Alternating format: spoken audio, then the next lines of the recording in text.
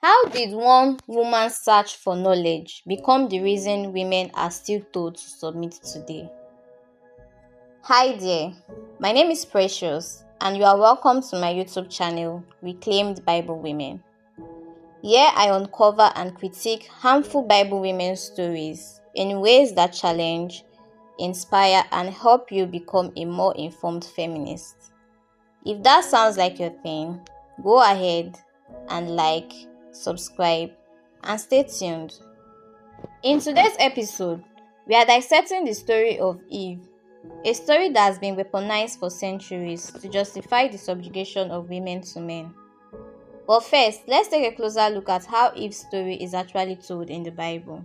The book of Genesis gives us two creation stories. In Genesis 1, man and woman are created together at the same time in the image of God. There is no hierarchy, no rib, no helper language. Just this verse, Genesis 1:27, that speaks of equality and of a shared divine identity. But in Genesis 2, the second creation account, man is formed first from dust, and the woman is later created from his rib. She is often described in most Bible versions as a helper. And of course, this is the version that is preached more. While both stories are in the Bible, it is the second account that has shaped centuries of patriarchal interpretation in theology, in law, and in our everyday living. Now, to our title, If the Reason Women Are Told to Submit. What is submission, and why does it matter here? Submission, as it's often taught in religious and cultural contexts, is the act of yielding to the authority or will of another, most commonly a man. In church settings, it's preached as a woman's duty to obey, support, and not challenge her husband or male leaders, often regardless of her own will, safety, or desires. And the story of Eve in Genesis 3 is used to support this. After the fall, God delivers consequences to all three: the serpent, Adam, and Eve. The serpent is caused to crawl on its belly. Adam is told he will toil the ground for food. While Eve, she's told she will bear children in pain. Her desire will be for her husband, and he will rule over her.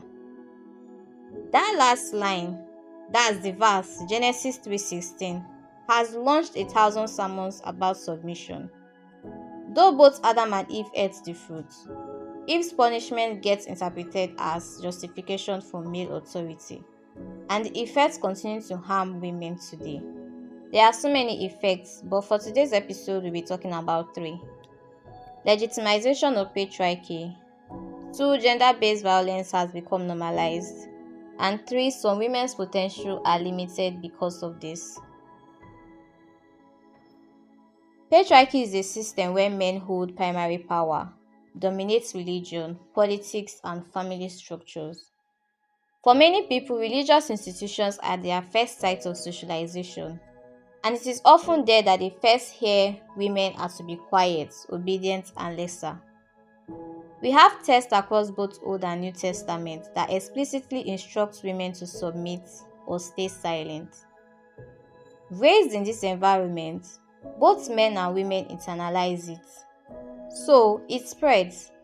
In schools, boys are told they are natural leaders, and leadership roles are often defaulted to boys. Girls are made assistants. In relationships, submission is preached as the secret to peace.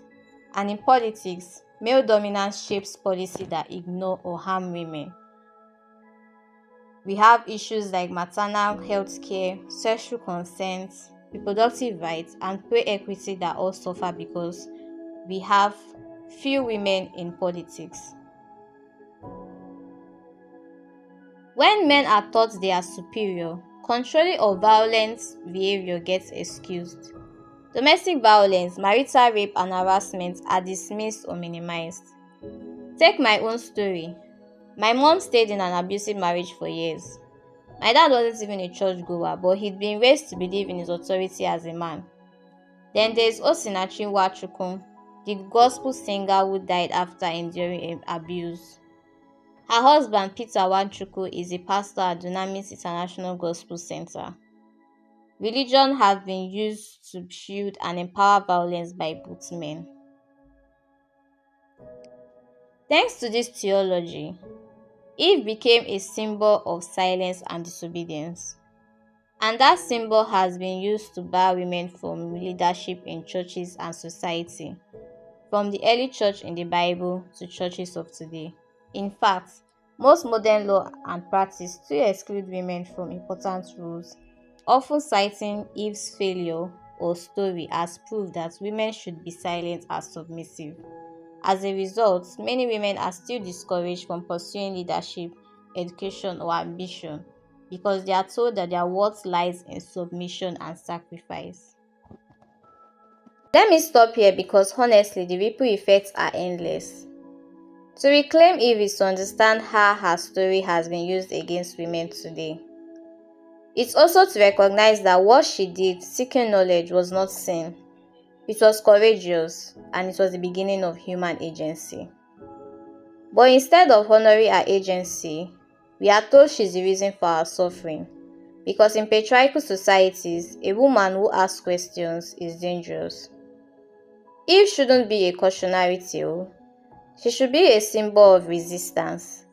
She was the first to think for herself, the first to say no, the first to want more than paradise if paradise meant staying in ignorance. She reached for knowledge, and in doing so, she birthed awareness. The same systems that punished Eve are the systems punishing women today.